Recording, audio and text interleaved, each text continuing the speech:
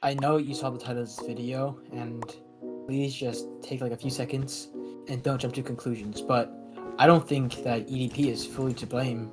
It's not that EDP did nothing wrong, but like the broader question is what percentage of the person and behavior can actually be meaningfully like attributed just solely to him, because nobody chooses their genetics, their childhood, like their early environment and formative experiences. Like, and all of those stuff, they create your personality, and you don't choose who you are. Your environment chooses who you are. You don't really have like free will to say. You may have free choice, but all those like choices are just little neurons like in your brain, which go back to just your genetics and how you were brought up as a kid. I mean, how is he any different than people like raised in a gang and then they do bad stuff in a gang because that was their upbringing? Like, they didn't know any better. Do they really have like another life choice? Could they really have chosen differently? Like, what do you guys think? To fully understand this, you need to do a thought experiment, okay? Imagine Brian, EDP. No offense to him, but I don't think he's like the best looking fella. But what would have happened if he was born into a billionaire old money family? Do you guys really think he would go down the same life path as he did? Or is he simply just a product of his environment and bad luck? To be completely honest with you, I've never had a girl call me handsome before, you know what I mean? EDP didn't choose his genetics. Like, he didn't get to select his childhood. He wasn't like, I want to be born attractive, I want to have a ton of great experiences early on. No, he didn't get that say. People were always like, if I was EDP, I would have made different choices. EDP isn't like completely incapable of like introspection. Like, he knows he was lonely. He knows he was like attention seeking and like all his like core problems. I've came to the fucking realization that, you know, hey, I'll be lonely as fuck forever. Experiencing what it's like to have a true girlfriend, to have a true wife, kids, that aspect of life, I'll never get to experience that. Like, the problem is like actually the integration.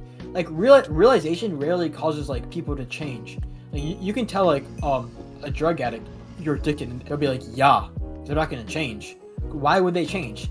It is so hard to change a personality. It's nearly impossible, even with outside help, because at the end of the day, people a lot of times are like really connected to their egos. And society runs off frameworks. Let's say you're like a Cubs fan. Okay, you're born in Chicago, high chance you're gonna like the Cubs, right? It becomes like a bonding thing for family, getting like super involved in the game, attaching your personal identity to the Chicago Cubs. You can go to college and like start conversations based on that sport, because you find people with other like common ground, and you're like, yeah, this is my framework, this is how I perceive life. You see life through like part of your identity, part of like the Cubs. It's the same way for like politics. It becomes part of people's personal identity, and even bigger, religion. It becomes so deeply embedded into their thinking, into like their neurons, into how they think and perceive life, that it becomes who they are. And to try to change someone or try to like awaken them to new frameworks or try to create self-awareness in them, that's like, imagine, here, try this. Think of a color that doesn't exist. That's how it is for these people. They are stuck in their framework. And that's kind of what coherence is. It's like how self-aware you are, how much medical condition you have, and how much of you is you versus how much of you is from other people telling you what you are.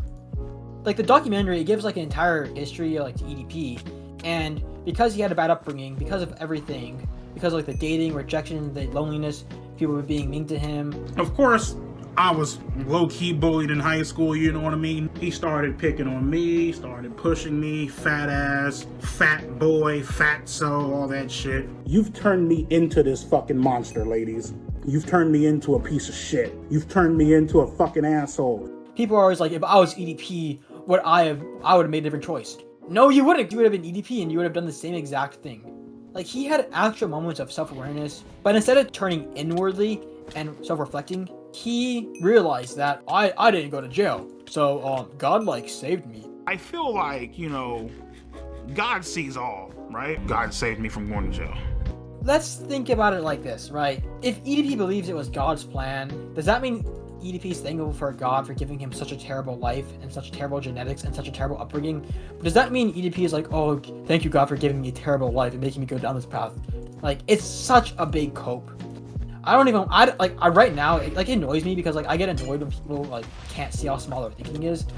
EDP didn't choose to be born. He didn't choose his genetics. He didn't choose his initial environment. He didn't choose that society would invent age of consent legalization before his arrival.